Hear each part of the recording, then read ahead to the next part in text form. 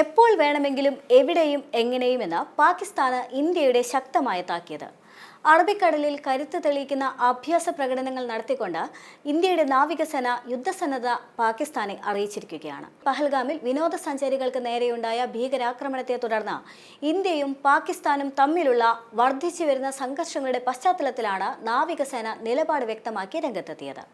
രാജ്യത്തിന്റെ സമുദ്ര താൽപര്യങ്ങൾ സംരക്ഷിക്കുന്നതിനുള്ള പ്രതിബദ്ധത ഊട്ടിയുറപ്പിച്ചുകൊണ്ട് ഇന്ത്യൻ നാവികസേന ഇന്ന് ഒന്നിലധികം കപ്പൽവേധ മിസൈൽ വിക്ഷേപങ്ങൾ വിജയകരമായി നടത്തുകയും ചെയ്തിരുന്നു. നാവികസേനയുടെ ഔദ്യോഗിക എക്സ് ഹാൻഡിൽ മുഖേനയായിരുന്നു ഇക്കാര്യങ്ങൾ അറിയിച്ചത്. മാത്രമല്ല, ഇതിന്റെ ചിത്രങ്ങളും വീഡിയോകളും ഉൾപ്പെടെ പോസ്റ്റിനൊപ്പം തന്നെ നാവികസേന പങ്കുവച്ചിട്ടുമുണ്ട്. ദീർഘദൂര കൃത്യതയുള്ള ആക്രമണത്തിനുള്ള പ്ലാറ്റ്ഫോമുകളുടെയും സംവിധാനങ്ങളുടെയും ക്രൂവിന്റെയും സന്നദ്ധത പുനഃസ്ഥാപിക്കുന്നതിനും തെളിയിക്കുന്നതിനുമായി ഇന്ത്യൻ നാവികസേന ഒന്നിലധികം വിജയകരമായ കപ്പൽവേധ മിസൈൽ പരീക്ഷണങ്ങൾ നടത്തി. രാജ്യത്തിന്റെ സമുദ്ര താൽപര്യങ്ങൾ സംരക്ഷിക്കുന്നതിൽ ഇന്ത്യൻ നാവികസേന വിശ്വസനീയവും ഭാവിയിൽ സജ്ജവുമാണ്. എപ്പോൾ വേണമെങ്കിലും എവിടെയും എങ്ങനെയും എന്നും നാവികസേന പോസ്റ്റിൽ പറയുന്നുണ്ട്. കഴിഞ്ഞ ദിവസം നാവികസേനയുടെ ഏറ്റവും പുതിയ തദ്ദേശീയ ഗൈഡഡ് മിസൈൽ ഡിസ്ട്രോയറായ INS സൂറത്ത് അറബിക്കടലിൽ medium range surface to air missile അതായത് MR-SAM സിസ്റ്റത്തിന്റെ വിജയകരമായ പരീക്ഷണം നടത്തിയിരുന്നു. ഇസ്രായേലുമായി സംയുക്തമായി വികസിപ്പിച്ചെടുത്ത MR-SAM സർഫേസ് ടു എയർ മിസൈലുകൾക്കും വ്യോമ ഭീഷണികൾക്കും എതിരെ വളരെ ഫലപ്രദമാണ്. ഏകദേശം 70 കിലോമീറ്റർ പരിധിയിൽ ഇന്റർസെപ്ഷൻ ശേഷിയുണ്ട് ഇവയ്ക്ക്. ഉദ്യോഗസ്ഥരുടെ വാക്കുകൾ അനുസരിച്ച് നാവികസേന ഇതിനകം തന്നെ മിസൈൽ വിന്യാസത്തിൽ ഏർപ്പെട്ടിരുന്നു. സമാധാന കാലത്ത് നിന്ന് പോരാട്ടത്തിലേക്ക് മാറാനുള്ള കഴിവ് ഏറ്റവും പുതിയ കപ്പൽവേധ മിസൈൽ പരീക്ഷണങ്ങൾ പ്രകടമാക്കി.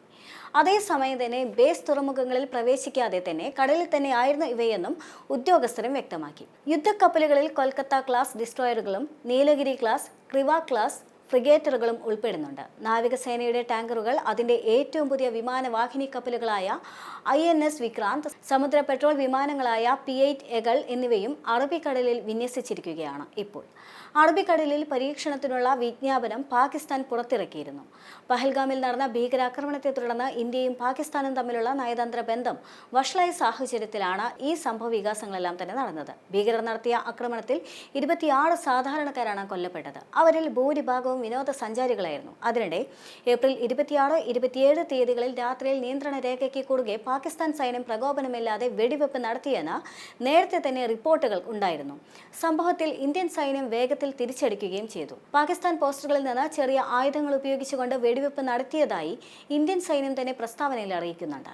സംഘർഷം ഒഴിവാക്കുന്നതിനായി ഉചിതമായ ചെറിയ ആയുധങ്ങൾ ഉപയോഗിച്ചുകൊണ്ട് ഫലപ്രദമായി തിരിച്ചടിച്ചതായി ഇന്ത്യൻ സൈന്യവും പറയുന്നുണ്ട്. സംഭവത്തിൽ ആളപായം ഒന്നും തന്നെ ഇതുവരെയും റിപ്പോർട്ട് ചെയ്തിട്ടില്ല എന്നും പഹൽഗാമിൽ ആക്രമണം വിധിച്ച ഭീകരെ ഭൂമിയുടെ അറ്റം വരെ പിന്തുടരുമെന്ന് ഇന്ത്യൻ പ്രധാനമന്ത്രി നരേന്ദ്രമോദി കഴിഞ്ഞ ദിവസം അറിയിക്കുകയും ചെയ്തിരുന്നതാണ്. ഞായറാഴ്ച പുറത്തിറക്കിയ പ്രസ്താവനയിൽ കാശ്മീർ മേഖലയുടെ പുരോഗതിയും ടൂറിസം വ്യവസായവും തകർക്കാനുള്ള ഭീകരവാദികളുടെ ശ്രമമാണ് ഈ ആക്രമണമെന്നാണ് പ്രധാനമന്ത്രി പറഞ്ഞിട്ടുണ്ടായിരുന്നത്. പഹൽഗാമിൽ ഭീകരർക്ക് വേണ്ടിയുള്ള തിരച്ചിൽ ഇപ്പോഴും വ്യാപകമായി തന്നെ തുടരുകയുമാണ്.